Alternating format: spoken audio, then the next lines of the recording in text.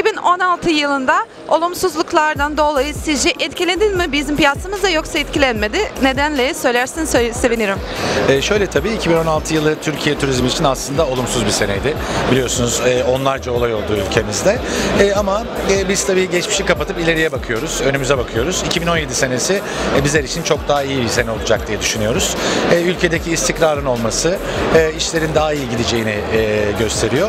İnşallah bu sene 2017'de yani 2016'dan çok daha iyi bir olacağını bekliyoruz açıkçası. Teşekkür ederim. 2016'da top 5 en popüler, en trendli outgoing destinasyonları sayabilir misiniz? Evet.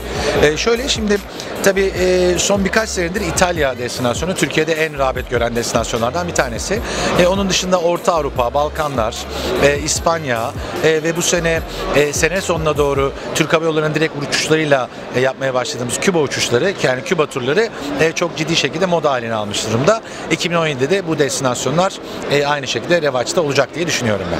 Peki 2017 için aynı şekilde tahmin edebilir misiniz en trendli hangi destinasyonlar olacakmış? Şimdi aynı destinasyonlara yine bu sene de rağbet olacak mutlaka. Yani İtalya bunun en başında gelen destinasyonlardan bir tanesi. İspanya Avrupa'da da çok popüler bu sene. Geçtiğimiz sene de bilhassa Türkiye ve Yunanistan'dan kayan yolcular İspanya'yı tercih ettiler. Bu sene de aynı şekilde İspanya'ya çok ciddi bir talep olur.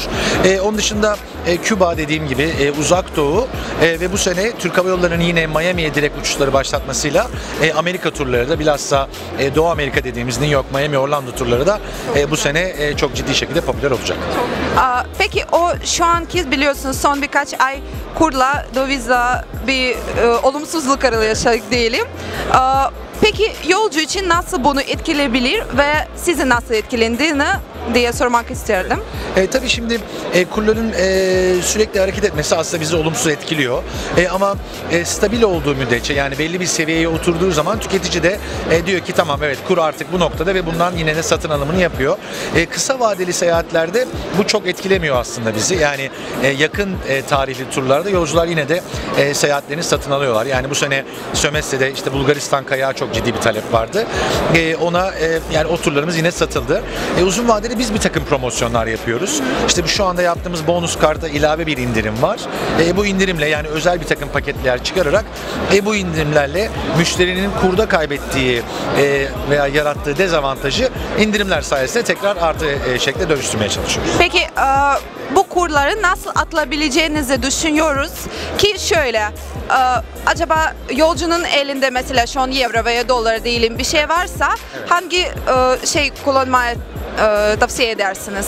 Şöyle açıkçası biz tabii Türk lirasıyla satış yapıyoruz. Yani yolcunun elinde euro veya dolar olmasından ziyade biz Türk lirasıyla ve kredi kartına taksitle satış yapıyoruz aslında. Ve dediğim gibi kurlarda tabii kurlara müdahale etmemiz mümkün değil ama bir takım promosyonlarla yolcuyu avantajlı hale getiriyoruz. Şu anda döviz trendi de yükselmekte olduğu için aslında erken rezervasyonla ürünlerin satın alınması tabii ki çok daha avantajlı. Yani hem indirimden hem de bu avantajlardan belki ileride kurun yükselmesine karşı da bir önlem almış olunuyor bu şekilde. Daha sabit olsun. Aynen öyle. Tamam. Peki son soru. Emit 2016 ve Emit 2017 arasında farkı ne size göre?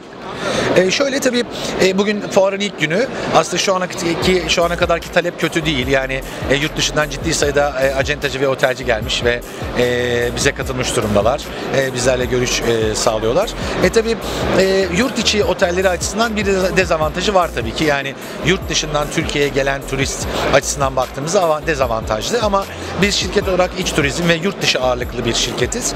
O açıdan bizim açımızdan şu anda herhangi bir negatif durum söz konusu değil. İnşallah daha da iyi geçecek diye bekliyoruz fuarı. Yani pozitif bile diyebiliriz öyle mi? Evet bu sene yani bilhassa yurt içi tarafında ve yurt dışına yani outgoing tarafında onlarca bugün sabahtan itibaren onlarca otelci ve acentacı gelip bizlerle görüştüler.